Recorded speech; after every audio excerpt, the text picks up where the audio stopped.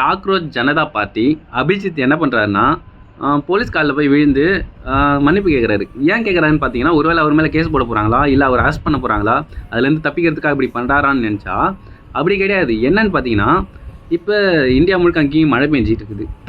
இப்போ ரொம்ப நாளாக பல இளைஞர்கள் சமூக ஆர்வலர்கள் போயிட்டு அந்த போராட்டத்தை நடத்திட்டு இருக்காங்க. அதாவது நீட்டுக்கு எதிரான முறைகேடை எதிர்த்து காக்ரோச் ஜனதா பார்ட்டியோட தலைவர் அபிஜித் அவங்க தலைமையில் வந்து மிகப்பெரிய போராட்டம் என்பதை பல இளைஞர்கள் இன்றைய வரைக்கும் போராட்டம் என்பதை கைவிடாமல் பண்ணிக்கிட்டு இருக்காங்க. அந்த போராட்டத்தில் என்ன ஆச்சுன்னா, அரசு இது வரைக்கும் அவங்கள வந்து கூப்பிட்டு ஒரு பேசலை போல, இதுவே தவறாயிடுச்சேன்னு அவங்க போராட்டம் தானே செய்கிறாங்க.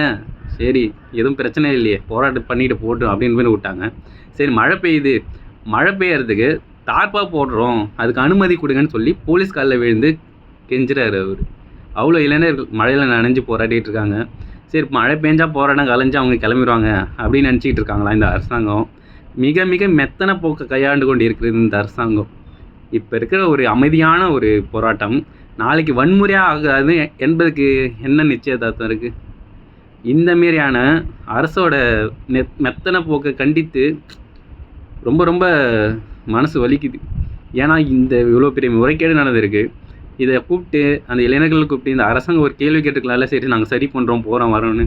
இது வரைக்கும் பண்ணலை. இது மேலே பண்ணுவாங்கன்னு நினைப்போம்.